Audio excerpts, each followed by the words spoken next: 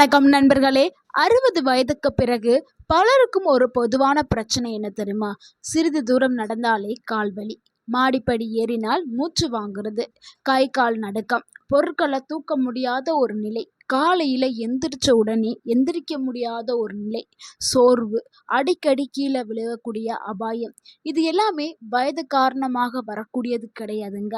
உங்க உடலுக்கு தேவையான புரதம், calcium, vitamin D, vitamin B12, magnesium மற்றும் பொட்டாசியம் போன்ற சத்து குறைவாக இருக்கிறது தான் முக்கிய காரணமா இருக்குது. நீங்க எல்லாரும் என்ன நினைச்சிட்டு இருக்கீங்க? வயசாயிடுச்சு அதனால தான் இப்படி எல்லாம் ஏற்படுது அப்படின்னு நீங்க நினைச்சிட்டு இருக்கீங்க. ஆனா இந்த உணவுகளை, அதாவது நம்ம பார்க்கக்கூடிய இந்த 4 உணவுகள் நம்மளுக்கு தேவையான புரதம், கால்சியம், விட்டமின் டி இது எல்லாமே கொடுக்கும். ஸோ இந்த 4 உணவுகளை நீங்க தினசரி பயன்படுத்திட்டு வந்தாவே உங்களுடைய கால்கள், தசைகள் பலமாக்கப்படும், எலும்புகள் வலுவாக்கப்படும். இதனால கை கால்கள் 60, 70, 80, 90, 100 வயசுலையும் சுறுசுறுப்பாக இயங்க ஆரம்பிக்கும். நீங்க நல்ல கான்ஃபிடென்ட்டோடு, ஒரு தன்னம்பிக்கையோடு நீங்க நடக்கலாம். கை கால் வலி எல்லாம் வரவே செய்யாது. கால்களுக்கு, கைகளுக்கு தேவையான பலத்தை இந்த 4 உணவுகள் கொடுக்குது. ஸோ அது என்ன உணவுகள், எப்படி நமக்கு அது மருந்தாக வேலை செய்யுது, எப்படி அதை நம்ம சாப்பிடணும், எல்லாத்தையும் தான் நம்ம அந்த வீடியோவில் பார்க்க போகிறோம். வீடியோவை ஸ்கிப் பண்ணாமல் கடைசி வரைக்கும் பாருங்கள். இந்த ஒரு வீடியோ உங்களுடைய ஆரோக்கியத்திற்கு ரொம்ப ரொம்ப முக்கியமான ஒரு வீடியோ. உங்கள் வாழ்க்கையை மாற்றக்கூடிய ஒரு அற்புதமான ஒரு வீடியோவை முழுமையாக பாருங்கள். உங்கள் ஆரோக்கியம் உங்கள் கையில்தான். நம்ம முதலாவதாக பார்க்கக்கூடிய அந்த ஒரு உணவு என்னென்னா முட்டை தாங்க. முட்டை ஏன் நம்ம சொல்கிறோம்னா, முட்டையில் நிறைய ஊட்டச்சத்துக்கள் இருக்குது.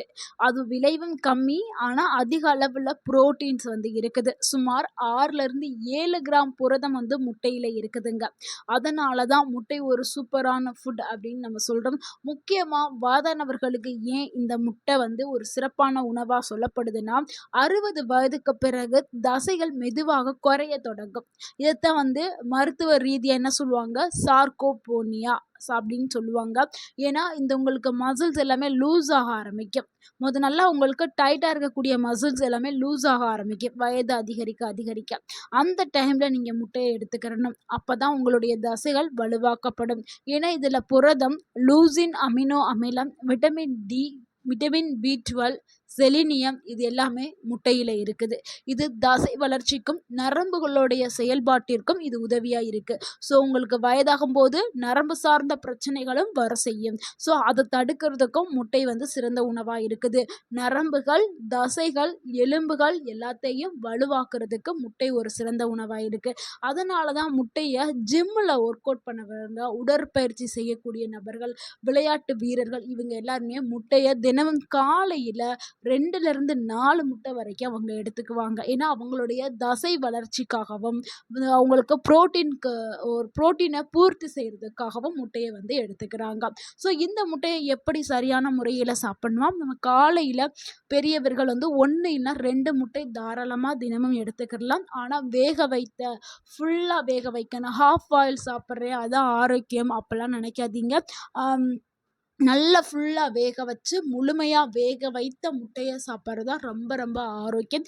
எண்ணெயில் பொரிச்சதோ வறுத்ததோ அந்த மாதிரிலாம் அடுத்து நம்ம 2வதாக பார்க்கக்கூடிய ஒரு உணவு என்னென்னா, பால் மற்றும் பால் சார்ந்த பொருட்கள். அதாவது பாலிலிருந்து தயாரிக்கக்கூடிய பொருட்கள் தான். பன்னீர், சீஸ், தயிர் இது எல்லாமே வந்து 60 வயதிற்கு மேலே இருக்கிறவங்களுக்கு ரொம்பவுமே முக்கியம். ஏன்னா எலும்புகள் பலவீனத்தை சரி பண்ணுறதுக்கு, பலவீனத்தை தடுக்கிறதுக்கு பால் சார்ந்த பொருட்கள் வந்து பயன்படுது. ஏன்னா பால், தயிர், பன்னீர் இது எல்லாத்துலேயும் என்ன இருக்குது, கால்சியம் அதிகமாக இருக்குது, புரோட்டீன் இருக்குது, விட்டமின் டி வந்து இருக்குது. ஸோ எலும்புகளுடைய பிரச்சனைக்கு முக்கிய காரணம் கால்சியம் குறைபாடு, விட்டமின் டி குறைபாடு தான். அதை பூர்த்தி செய்கிறதுக்கு பால் மற்றும் தயிரை வந்து நம்ம எடுத்துக்கலாம். பாலில் கால்சியம், புரதம், பாஸ்பரஸ், விட்டமின் B12 இது எல்லாமே அதிகமாகவே இருக்குது. தயிரில் நல்ல பாக்டீரியாக்கள் இருக்கிறதுனால செரிமானத்திற்கு அது உதவியாக இருக்குது. தயிரில் ப்ரோபயாட்டிக் வந்து இருக்குது. இது குடலுடைய ஆரோக்கியத்திற்கும் மலச்சிக்கல் இல்லாமல் நல்ல செரிமானம் ஆகிறதுக்கும் தயிர் வந்து பயன்படுது. அதனால வயதானவர்கள் தினமும் 1 கப் ஆஃப் தயிர் வந்து மதியான வேளையில் எடுத்து சாப்பிட்றது ரொம்பவுமே ஆரோக்கியமானது. ஏன்னா அப்போ தான் நல்ல ஒரு செரிமானம் கிடைக்கும், மலச்சிக்கல் பிரச்சனை வராது. ஸோ எலும்புகளுடைய வலிமைக்காகவும், தசைகளுடைய பலத்துக்காகவும், மூட்டுகளுக்கும் நல்ல ஒரு ஆதரவ கொடுக்கக்கூடியது பால் சார்ந்த பொருட்கள் மற்றும் தயிர். ஏன்னா மூட்டு வலி வர்றதுக்கு காரணம் என்னன்னா, எலும்புகளுடைய அங்க அடர்த்தி கம்மியா இருக்கிறதுனால. அதாவது எலும்பு தேய்மானத்தினால தான் மூட்டு வலியே வருது. ஸோ அத சரி பண்றதுக்கு பால் சார்ந்த பொருட்கள் வந்து பயன்படுது. ஸோ எப்படி நம்ம பால எடுத்துக்கலாம்னா, தினமும் 1 டம்ளர் பால் இல்லைன்னா 1 கப் தயிர். இல்ல 2யுமே எடுத்துக்கலாம். நீங்க தினமும் 1 கிளாஸ் பாலையும் எடுத்துக்கிறங்க. மதியான வேளையில 1 கப் ஆஃப் தயிரும் எடுத்துக்கிறங்க. அடுத்து நம்ம 3வதா பார்க்கக்கூடிய ஒரு உணவு என்னன்னா, அதுதாங்க பாசிப்பயிறு. பாசிப்பயிறு ரொம்ப ரொம்ப ஒரு சூப்பரான உணவு. எதற்கானா, இது நல்ல ஒரு செரிமானத்த கொடுக்கக்கூடிய ஒரு உணவு. இதுல நிறைய ஊட்டச்சத்துக்கள் இருக்குது. இதுல புரதம், இரும்புச்சத்து, மெக்னீசியம், பொட்டாசியம், நார்ச்சத்து இது எல்லாமே அதிகமா இருக்குது. இதனால என்ன நன்மை ஏற்படுதுன்னா, தசைகளுடைய வலிமைக்கு இது ஒரு சூப்பரான ஒரு உணவுன்னு சொல்லலாம். ரத்த ஓட்டத்த சீரா இயங்குறதுக்கு பாசிப்பயிர் பயன்படுது. உடல்ல சோர்வை குறைக்கிறதுக்கு, மலச்சிக்கலை சரி பண்றதுக்கு இது எல்லாத்துக்கும் பாசிப்பயிறு பயன்படுது. பாசிப்பயிரை நீங்க தினமும் வேக வச்சு நம்ம எடுத்துக்கிறலாம். இல்லைன்னா அத முளைக்கட்டி வச்சு ஸ்ப்ரவுட் அப்படி நம்ம எடுத்துக்கலாம். முளைக்கட்டி வச்ச அந்த பாசிப்பயிர் நம்ம எடுத்துக்கலாம். நீங்க அது வந்து ப்ராப்பரா முளை கட்டி வைக்கணும். சுத்தமான முறையில நீங்க செஞ்சு அதை சாப்பிடணும். இல்லைன்னா நீங்க வேக வச்சு நம்ம தினமும் எடுத்துக்கலாம். தினமும் ஆனா நீங்க ஒரு சின்ன பவுல் அளவுக்கு இல்லைன்னா ஒரு கைப்பிடி அளவு பாசிப்பயிரை எடுத்துக்கிறங்க. அதிகமா சாப்பிட வேணாம். அதிகமா சாப்பிட்டா உங்களுக்கு ஆபத்துகளை ஏற்படுத்தும். ஏன்னா அதிகமா சாப்பிட்டா வாய்வு தொல்லை, இதுல நிறைய நார்ச்சத்து இருக்கிறதுனால நிறைய வயித்தால அந்த மாதிரியான பிரச்சனைகளையும் ஏற்படுத்தும். அதனால அளவோடு எடுத்துக்கிறீங்கள், ஆரோக்கியமா இருங்கள். அடுத்து நம்ம இதுல வந்து பாசிப்பருப்பு பாயாசம் செய்யலாம். சூப் எடுத்துக்கலாம். பாயாசம் செஞ்சா கூட அதுல சீனி சேர்ப்பீங்க. சீனியை தவிர்த்துட்டு வெள்ளைக்கட்டி இல்லைன்னா பனங்கற்கண்டு, நாட்டு சக்கரை இந்த மாதிரி சேர்த்துக்கிறங்க. இல்லைன்னா சூப்பு வடிவில் எடுத்துக்கிறங்க. நீங்க இரவுல வந்து ஒரு சூப் குடிச்சிங்கன்னா போதும், நல்ல ஒரு செரிமானம் வந்து இயங்க ஆரம்பிக்கும். அடுத்து நம்ம 4வதா பார்க்கக்கூடிய ஒரு உணவு என்னன்னா, எள்ளு தாங்க. எள்ளு வந்து ஒரு சூப்பரான உணவுங்க. நம்மளுடைய முன்னோர்கள் பயன்படுத்திய ஒரு உணவு அப்படின்னா அது எள்ளு. ஸோ எள்ளு சாப்பிட்டால் எலும்புகள் ஆரோக்கியமாக இருக்கும். எலும்பு சார்ந்த எந்த பிரச்சனையுமே வராது. அந்த அளவுக்கு எள்ளுல ஊட்டச்சத்துக்கள் நிறையாவே இருக்குது. எள்ளுல வந்து கால்சியம், மெக்னீசியம், ஜிங்க், நல்ல கொழுப்பு, புரதம் இது எல்லாமே இருக்குது. இதனால என்ன நன்மைகள் ஏற்படும்னா, எலும்புகளுடைய வலிமையை வந்து அதிகரிக்கும், மூட்டுகள் ஆரோக்கியமா இருக்கும், தசைகளுடைய செயல்பாடு ஆரோக்கியமா இருக்கும், நரம்புகள் வந்து நல்லாவே இயங்க ஆரம்பிக்கும். அதனால தான் வயதானவர்களுக்கு ஒரு சிறந்த உணவா எள்ளு வந்து நம்ம சொல்றோம். ஸோ எள்ளை எப்படி எடுத்துக்கலாமா, நம்ம தினமும் 1 டேபிள் ஸ்பூன் வறுத்த எள்ளை எடுத்துக்கலாம். எள்ளை வெறுமனமே வடச்சட்டியில் போட்டு வறுத்து நீங்கள் ஸ்டோர் பண்ணி வச்சுக்கிறோங்க. அதை பவுடராக்கி பால்லையும் கலந்து நம்ம குடிச்சிட்டு வரலாம். இல்லை வெறுமனமே நீங்கள் சாதத்தில் போட்டு நீங்கள் பிசைஞ்சும் சாப்பிட்டுக்கலாம். எள்ளு பொடி நீங்கள் தயாரித்து வச்சுக்கிட்டு நீங்கள் பயன்படுத்துங்க. இல்லை வெறுமனமே வந்து இரவில் தூங்க போகிறதுக்கு முன்னாடி 1 டேபிள் ஸ்பூன் ஆஃப் எள்ளை எடுத்துட்டு தண்ணியில் ஊற வச்சுட்டு காலையில் அந்த ஊறின எள்ளை வாயில் போட்டு நல்லா மென்று சாப்பிடுங்க. ஸோ இந்த மாதிரியும் சாப்பிடலாம். இல்லை இதெல்லாம் எனக்கு சூட் ஆகாது அப்படின்னா, தினமும் ஒரு எள்ளு உருண்டை வந்து எடுத்துக்கிறது ரொம்பவுமே நல்லது. நீங்கள் எப்படியும் தினமும் ஒரு ஸ்நாக்ஸ் சாப்பிடுவீங்க. அந்த ஸ்நாக்ஸில் ஒரு எள்ளு உருண்டையை வந்து சேர்த்துக்கிறங்க. அதிகமாக எடுக்க வேண்டாம், ஒரு எள்ளு உருண்டை. ஸோ இந்த 4 உணவுகள் ரொம்ப ரொம்ப வயதானவர்களுக்கு ரொம்பவுமே முக்கியமானது. ஸோ இந்த 4 உணவுகளை நீங்கள் மாற்றி மாற்றி தினசரி லைஃப்பில் நீங்கள் எடுத்துக்கிட்டே வாங்க. இந்த 4 உணவு மட்டும் போதாதுங்க. உடலுக்கு உடற்பயிற்சி ரொம்ப ரொம்ப முக்கியம். வயதாயிருச்சு, இனிமே ஓய்வு அப்படின்னு நினைக்கவே கூடாது. ஸோ அந்த டைம்ல உடலுக்கு உடற்பயிற்சியை கொடுக்கணும். ஸோ உடலை இயங்க வைத்தால் மட்டுமே நம்ம வந்து இயங்க முடியும். ஸோ உடலுக்கு உடற்பயிற்சி நீங்கள் நடைப்பயிற்சி வந்து மேற்கொள்ளலாம். 20லிருந்து 30 நிமிடம் காலையில் வெறும் வயிற்றில் நடைப்பயிற்சி மேற்கொள்ளுங்கள். அடுத்து சூரிய ஒளியில நீங்கள் நிற்கலாம். இல்லை அதில் சூரிய ஒளியை பார்த்து கூட நீங்கள் நடைப்பயிற்சி மேற்கொள்ளலாம். ஸோ சூரிய ஒளியில ஏன் நிற்க சொல்கிறோம்னா, விட்டமின் டி உடலுக்கு கிடைக்கிறதுக்காக. அடுத்து போதுமான தண்ணி வந்து தினமும் எடுத்துக்கிறணும். அதாவது 2லிருந்து 3 லிட்டர் தண்ணி கண்டிப்பாக எடுத்துக்கிறணும். அடுத்து தூக்கம் தூக்கம் நிறைய பேர் என்ன பண்ணிடுவாங்க, தூக்கத்தை மிஸ் பண்ணிடுவாங்க. இது எல்லாத்தையும் ஃபாலோ பண்ணுவாங்க, ஒழுங்காக தூங்க மாட்டாங்க. நைட்டில் அதிகமாக ஃபோன் பார்க்கறது, இல்லை வேறு ஏதாவது ஒர்க் பண்ணுறது, ஸோ அந்த மாதிரி பண்ணுவாங்க. தூக்கம்ங்கிறது ரொம்பவே முக்கியம். 7லேருந்து 8 மணி நேரம் கம்பல்சரி ஒரு மனுஷன் தூங்கணும். ஸோ தூங்குனாதான் பல நோய்கள் நமக்கு வராது. தூங்காமல் இருந்தீங்கன்னா பல நோய்கள் வர்றதுக்கு அது வழிவகுக்கும். ஸோ தூக்கம்ங்கிறது ரொம்ப ரொம்ப முக்கியம். அதுக்காக ஃபுல் நேரம் நான் தூங்க சொல்லலை, 7லேருந்து 8 மணி நேரம் மட்டும் இரவில் தூங்கினால் போதும். தவிர்க்க வேண்டிய விஷயங்கள் என்னென்னா, அதிகமாக சர்க்கரையை பயன்படுத்துகிறத கண்டிப்பாக தவிர்த்திடுங்க. ஆர்டிஃபிஷியல் கூல்ட்ரிங்க்ஸ் குடிக்கிறத தவிர்த்திடுங்க.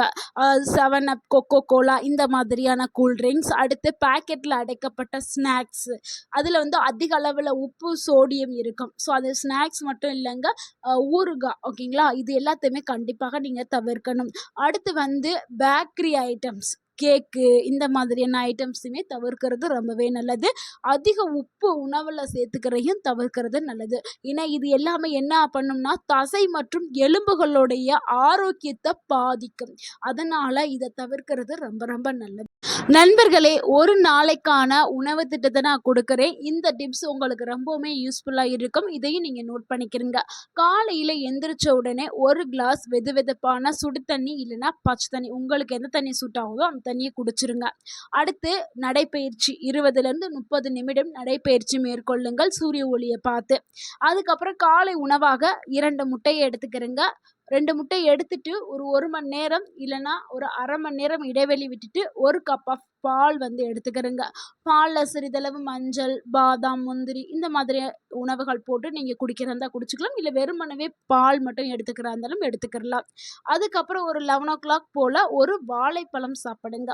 வாழைப்பழம் ரொம்பவுமே ஒரு அருமையான பழம். அதுவும் வயதானவர்களுக்கு ரொம்ப ரொம்ப முக்கியம். ஏன்னா இது நரம்புகளோட வலிமையை அதிகரிக்கிறதுக்கு வாழைப்பழம் ஒரு சிறந்த உணவாக இருக்குது. மதியான வேளையில் கம்பு அல்லது சிவப்பு அரிசி பயன்படுத்தி ஒரு சாப்பாடு சாப்பிடுங்க. அது கூட பாசிப்பயிர் கூட்டு இல்லைன்னா கீரை, தயிர் இந்த மாதிரி எடுத்துக்கிறேங்க. மாலை நேரத்தில் 1 டேபிள் ஸ்பூன் ஆஃப் எள்ளு வறுத்து வச்சுருக்கோம்ல, எள்ளு இல்லைன்னா ஒரு எள்ளு உருண்டை ஈவினிங் ஸ்நாக்ஸாக எடுத்துக்கிறீங்க. அது கூட நீங்கள் பாசிப்பயிறு சுண்டல் இல்லைன்னா கொண்டைப்பயிறு சுண்டல் இந்த மாதிரி ஏதாவது ஒரு சுண்டல் வந்து நீங்கள் எடுத்துக்கிறீங்க. ஸோ ஒவ்வொரு நாளைக்கும் ஒரு சுண்டல் வந்து நீங்கள் எடுத்துக்கலாம். அடுத்து இரவில் வந்து நீங்கள் சப்பாத்தி இல்லை காய்கறி வச்சு ஒரு சாப்பாடு வந்து சாப்பிட்டுக்கிறேங்க. ஸோ அந்த மாதிரி எடுத்துக்கிறேங்க. இல்லைன்னா ஏதாவது ஒரு சூப் எடுத்துக்கிறேங்க. சப்பாத்திக்கு உங்களுக்கு என்ன பிடிக்குமோ அந்த மாதிரி சூப் எடுத்துக்கிறேங்க. இந்த மாதிரி உங்களுடைய டெய்லி லைஃப்பை நீங்கள் ரொட்டீனாக ஆக்குங்க. ஸோ தினமும் இந்த மாதிரி நீங்கள் ப்ராக்டிஸ் பண்ணுங்கள். அது நீங்கள் சாப்பிடக்கூடிய உணவு, கீரை, இந்த காய்கறிகளை வந்து ஒவ்வொரு நாளும் ஒவ்வொரு காய்கறிகள் சாப்பிடுங்க. அப்போ தான் எல்லா ஊட்டச்சத்துக்களுமே உடலுக்கு வந்து கிடைக்கும். தினமும் வந்து ஏதாவது ஒரு பச்சை கலர் காய்கறிகள், எதையாவது ஒரு பச்சை கலரு அதை எடுத்துக்கிறேங்க. ஏன்னா பச்சை கலரில் இருக்கிறது வந்து நிறைய ஊட்டச்சத்துக்கள் இருக்கும். அதனால் நண்பர்களே, வயது அதிகரிக்கிறதுங்கிறது அது ஒரு இயற்கையான செயல். ஆனால் உடல் பலவீனத்தோடு இருக்கணுங்கிறது கட்டாயம் கிடையாது. நம்ம எடுத்துக்கிற உணவு, உடற்பயிற்சி தான் இருக்குது நம்மளுடைய உடல் ஆரோக்கியம். ஸோ 60, 70, 80 வயதானாலும் நம்ம ஆரோக்கியமாக இருக்க முடியும், தன்னம்பிக்கையோடு வாழ முடியும். ஸோ நம்ம சொன்ன இந்த உணவு பழக்கங்கள் வாழ்க்கை முறையை இன்னொரு கட்டத்துக்கு கொண்டு போக செய்யும். ஸோ இந்த வாழ்க்கையை வந்து நீங்கள் எளிமையாக வாழ்கிறதுக்கு, ஆரோக்கியமாக வாழ்கிறதுக்கு நம்ம சொன்ன டிப்ஸ்களை வந்து ஃபாலோ பண்ணுங்கள். கண்டிப்பாக நோயின்றி 100 வயதை தாண்டி வாழ முடியும். இந்த வீடியோ உங்களுக்கு பயனுள்ளதாக இருந்திருந்தால் இந்த வீடியோக்கு ஒரு லைக் பண்ணுங்கள். இந்த வீடியோவை உங்களுடைய ஃப்ரெண்ட்ஸ் அண்ட் ஃபேமிலிக்கு ஷேர் பண்ணுங்கள். மறக்காமல் நம்ம சேனலை சப்ஸ்கிரைப் பண்ணுங்கள், சப்போர்ட் பண்ணுங்கள், கமெண்ட் பண்ணுங்கள். தேங்க்யூ ஃபார் வாட்சிங் அண்ட் வாழ்க வளமுடன். உங்கள் ஆரோக்கியம் உங்கள் கையில் தான். நன்றி, வணக்கம்.